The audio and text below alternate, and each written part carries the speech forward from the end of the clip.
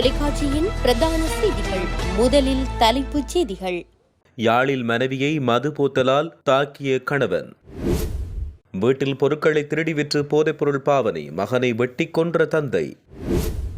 சட்டத்தரணி மற்றும் மனைவி சுட்டுக்கொலை பாதிக்கப்பட்டவர்களுக்காக முன்னிலையான 50 வழக்கறிஞர்கள். தமிழர் பகுதியொன்றில் சட்டத்தரணி செய்த மோசமான செயல். யாழ்ப்பாணத்தில் சோகம், 7 மாத குழந்தை சிகிச்சை பலனின்றி பலி. வேனில் வந்த கும்பல் நடத்திய வாழ்வெட்டில் இளைஞர் மரணம், 3 படுகாயம். தொடர்பின விரிவான செய்திகள்.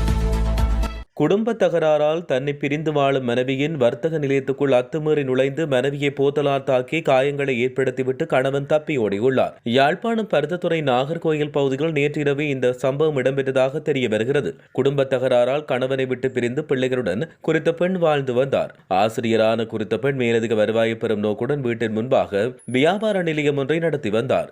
இந்நிலையில் நேற்று இரவு வழமை போல தன்னுடைய வியாபார நிலையத்தில் வியாபார நடவடிக்கையில் ஈடுபட்ட போது கணவன் மது போதையில் கையில் மதுபான போத்தலுடன் வியாபார நிலையத்துக்குள் புகுந்து மனைவி மீது மதுபான போத்தலால் தலையில் தாக்கியுள்ளார். அதில் போத்தல் உடைந்ததும் உடைந்த கண்ணாடி போத்தலால் வயிறு, நெஞ்சு உள்ளிட்ட பகுதிகளில் ஜரமாரியாக குத்திவிட்டு அங்கு தப்பிச் சென்றார். தாய் மீது தந்தை தாக்குதலை நடத்துவதை தடுக்கும் முகமாக அவர்களின் சிறுவயது மகன் தந்தையை தடுக்கும் காட்சிகள் கடையில் பொருத்தப்பட்ட கண்காணிப்பு கேமராவில் பதிவாகியுள்ளதாக தெரிவிக்கப்பட்டுள்ளது. தாக்குதலை நடத்திவிட்டு தப்பிச் சென்ற பெண்ணின் கணவனை கைது செய்ய போலீசார் தீவிர நடவடிக்கைகளை முன்னெடுத்து வருவதாக தெரிவிக்கப்படுகின்றமை குறிப்பிடத்தக்கது. அம்பாந்தோட்டை வலஸ்முல பிரதேசத்தில் வீட்டின் பொருட்களை திருடி விற்று போதைப்பொருள் பாவித்த மகனை தந்தை வாளால் வெட்டி படுகொலை செய்துள்ளார். நேற்று மாலை இடம்பெற்ற இந்த சம்பவத்தில் 22 வயதுடைய இளைஞரை உயிரிழந்தார். கொலையுடன் தொடர்புடைய 45 வயதுடைய தந்தை போலீசாரினால் கைது செய்யப்பட்டார். உயிரிழந்த இளைஞன் நீண்ட காலம் போதைப்பொருள் பாவனைக்கு அடிமையாக இருந்தார் என்றும் இதற்காக வீட்டில் உள்ள பெறுமதிமிக்க பொருட்களை திருடி விற்று வந்தார் என்றும் தெரிவிக்கப்படுகிறது. நேற்று மாலை வீட்டின் பொருளொன்றை திருடிக் கொண்டு தப்பிக்க முயன்ற போது தந்தை கையும் களவுமாக பிடித்தார். மகன் பிடிபட்டதை அடுத்து தந்தைக்கும் மகனுக்கும் இடையில் வாக்குவாதம் ஏற்பட்டது. இதன்போது மது போதையில் இருந்த தந்தை ஆத்திரமுற்று வீட்டிலிருந்த வாளால் மகனின் தலையில் பலமாக வெட்டினார். இதில் பலத்த காயமுற்ற மகன் சம்பவ இடத்திலேயே உயிரிழந்துள்ளதாக போலீசார் தெரிவித்துள்ளமை குறிப்பிடத்தக்கது. மேலும் கைது செய்யப்பட்டுள்ள தந்தையிடம் மேலதிக விசாரணைகள் காவல்துறையினால் மேற்கொண்டு வருவதாகவும் தெரிவிக்கப்பட்டுள்ளமை குறிப்பிடத்தக்கது. தலங்கம அக்குரேகொடவில் ஒரு வழக்கறிஞர் மற்றும் அவரின் மனைவி சுட்டுக் கொல்லப்பட்ட வழக்கில் கைது செய்யப்பட்ட 2 சகோதரர்கள் மீண்டும் கடுவலை நீதிவான் அருணா இந்திரஜித் புத்ததாஸ் முன்னிலையில் முற்படுத்தப்பட்டனர். பாதிக்கப்பட்ட தரப்பினர் சார்பில் கிட்டத்தட்ட 50 வழக்கறிஞர்கள் முன்னிலையாகினர். இன்று சந்தேக நபர்கள் சார்பில் எந்த வழக்கறிஞர்களும் முன்னிலையாகவில்லை என்று தெரிவிக்கப்படுகின்றது. அதன் பின்னர் நீதிபதி சந்தேக நபர்களிடம் ஏதாவது சொல்ல விரும்புகிறீர்களா என்று கேட்டார். சந்தேக நபர்கள் அந்த நேரம் ஒரு வாக்குமூலம் அளிக்க விரும்புவதாக நீதிவானிடம் தெரிவித்ததால் நீதிவான் அலுவலகத்தில் வாக்குமூலம் பெற நடவடிக்கை எடுத்தார். பின் 2 சந்தேக நபர்களையும் மார்ச் 4 வரை விளக்கமறியலில் வைக்க தீர்மானிக்கப்பட்டுள்ளது. அவர்களிடம் நடத்தப்பட்ட விசாரணையில் இந்த பொல்கசோவிட்ட டிலா நேற்று மதியம் பொல்கசோவிட்ட பகுதியில் கைது செய்யப்பட்டார். அதன்படி டிலாவை 72 மணி நேரம் காவலில் எடுத்து விசாரணை செய்ய காவல்துறையினர் அனுமதி பெற்றுக் கொண்டுள்ளனர். போலி உறுதிப்பத்திரங்களை தயாரித்து காணி மோசடியில் ஈடுபட்டமை உள்ளிட்ட 3 குற்றச்சாட்டுகளுக்காக வெண்ணப்புவ பிரதேச சபையின் முன்னாள் உறுப்பினரான சட்டத்தரணி ஒருவருக்கும் மற்றொருவருக்கும் தலா 16 ஆண்டுகள் கடூழிய சிறை தண்டனை விதித்து சிலாபம் மேல் நீதிமன்றம் உத்தரவிட்டுள்ளது. சிலாபம் மேல் நீதிமன்ற நீதிபதி நவோமி தமரா விக்ரமசேகரவால் இந்த தீர்ப்பு வழங்கப்பட்டது. 2009 ஆண்டு வைக்காலி பகுதியில் உள்ள காணி ஒன்றின் போலி உறுதிப்பத்திரத்தை தயாரித்து பெண்ணொருவரை ஏமாற்றி 30 லட்சம் ரூபாவை மோசடி செய்தமை தொடர்பில் குற்றப்புலனாய்வு திணைக்களம் இந்த வழக்கை தாக்கல் செய்திருந்தது. மேலும் சட்டத்தரணிக்கு முதலாவது குற்றச்சாட்டுக்கு 3 ஆண்டு, 3ஆவதுக்கு 3 ஆண்டு மற்றும் 5ஆவது குற்றச்சாட்டுக்கு 10 ஆண்டுகள் என மொத்தம் 16 ஆண்டுகள் சிறை தண்டனை விதிக்கப்பட்டுள்ளதாக தெரிவிக்கப்படுகிறது. குற்றவாளிகள் இருவரும் பாதிக்கப்பட்ட பெண்ணுக்கு தலா 8 லட்சம் ரூபாய் வீதம் இழப்பீடு வழங்க வேண்டும் என்றும் தெரிவிக்கப்பட்டுள்ளமை குறிப்பிடத்தக்கது.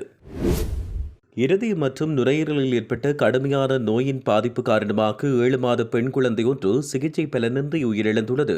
யாழ்ப்பாணம் நுழாவில் பகுதியைச் சேர்ந்த நிருபன் ரஸ்மிகா என்ற குழந்தையை உயிரிழந்தது. இந்த குழந்தை பிறந்தது முதல் இருதய நோய் மற்றும் நுரையீரல் தொடர்பான பாதிப்புகளால் அவதிப்பட்டு வந்தது.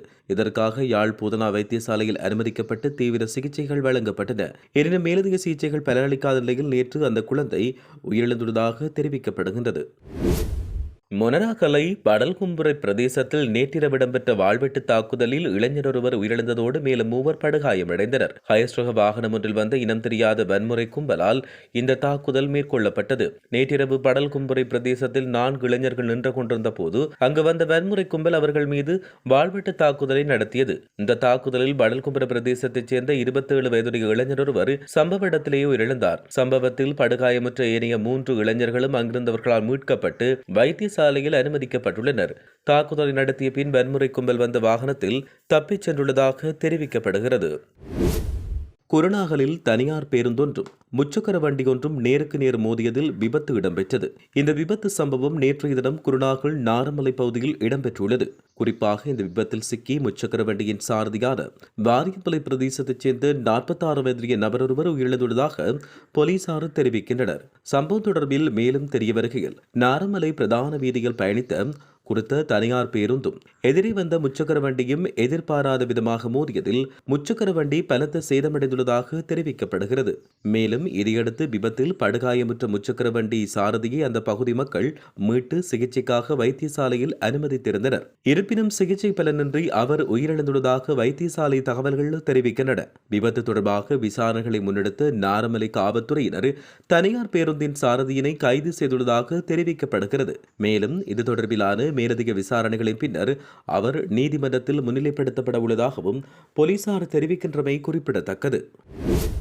மொனராகலை புத்தளை நாமெட்டிய பகுதியில் உள்ள வீடொன்றில் ஏற்பட்ட தீ விபத்தில் பலத்த தீக்காயங்களுக்குள்ளாகி சிகிச்சை பெற்று வந்த 26 வயது தாய் இன்று காலை உயிரிழந்தார். புத்தள மொனராகலை வீதியில் உள்ள அரச தானிய கடைக்கரையில் அமைந்துள்ள இந்த வீட்டின் ஒரு அறையில் நேற்று காலை தீப்பரவல் ஏற்பட்டதாக புத்தள போலீசார் தெரிவித்துள்ளனர். இந்த நிலையில் அங்கிருந்த தந்தை, தாய் மற்றும் மகள் ஆகியோர் பலத்த தீக்காயங்களுக்கு உள்ளாகினர். அவர்களின் சத்தம் கேட்டு உடனடியாக சம்பவ இடத்துக்கு விரைந்த அருகில் உள்ள அரச தானிய கடையின் மேலாளர் மற்றும் அந்த பகுதி மக்கள் காயமடைந்தோரை வைத்தியசாலையில் சேர்த்துள்ளதாக தெரிவிக்கப்படுகிறது. தீக்காயமடைந்த மூவரும் மொனராகலை மாவட்ட பொது வைத்தியசாலையின் தீவிர சிகிச்சை பிரிவில் சிகிச்சை பெற்று வந்த நிலையில் இன்று காலை தாய் உயிரிழந்தார். விபத்தில் காயமடைந்த 29 வயதுடைய அவரின் கணவரும் 3 வயதுடைய மகளும் மேலதிக சிகிச்சைக்காக காலையில் உள்ள கராப்பட்டிய போதனா வைத்தியசாலைக்கு மாற்றப்பட்டுள்ளதாக தெரிவிக்கப்படுகிறது. 2025 ஆண்டில் நீர்வரப்பு நோயால் இந்த நாட்டில் 14 பேர் உயிரிழந்துள்ளதாக சுகாதார அமைச்சின் தொற்று நோயல் பிரிவின் விசேட வைத்தியர் அதுல லியனபத்ரன தெரிவித்தார். 2030 ஆண்டாகும் போது இந்த நாட்டு மக்கள் நீர்வரப்பு நோயால் உயிரிழக்காத நிலையை உருவாக்குவதற்கு எதிர்பார்ப்பதாகவும் அந்த விசேட வைத்தியர் குறிப்பிட்டுள்ளார். உலக சுகாதார ஸ்தாபனம் இலக்கு வைத்துள்ளதைப் போல உலக சமூகமாக இந்த இலக்கு காணப்படுவதாக அவர் தெரிவித்தார். நேற்று இடம்பெற்ற ஊடக சந்திப்பில் கலந்து கொண்டு கருத்து தெரிவித்த போது அவர் இவ்வாறு தெரிவித்தார். நீர்வரப்பு நோய் பாலூட்டும் விலங்கிடமிருந்து வைரஸ் மூலம் பரவும் ஒரு நோயாகும். இது 100% மரணத்தை ஏற்படுத்தக்கூடிய நோய் என்று வைத்தியர் குறிப்பிட்டார். உலகில் மிக குறைந்த அளவிலானோரே இந்த நோயிலிருந்து உயிர் தப்பியதாகவும் அவர் தெரிவித்தார். கடந்த வருடம் 14 மனித உயிரிழப்புகள் பதிவாகியுள்ளன. இலங்கை வரலாற்றில் வருடம் ஒன்றில் மிக குறைந்த மனித உயிரிழப்புகள் பதிவானது இதுவே என்றும் தெரிவிக்கப்பட்டுள்ளது. இத்துடன் செய்திகள் யாவும் நிறைவு பெறுகின்றன. மேலதிக செய்திகளை அறிந்து கொள்வதற்கு www.tamilaram.com எனும் இணையதளத்தை பார்வையிடுங்கள்.